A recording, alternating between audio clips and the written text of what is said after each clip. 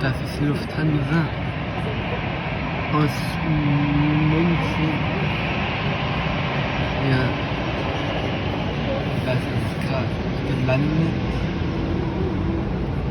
von München.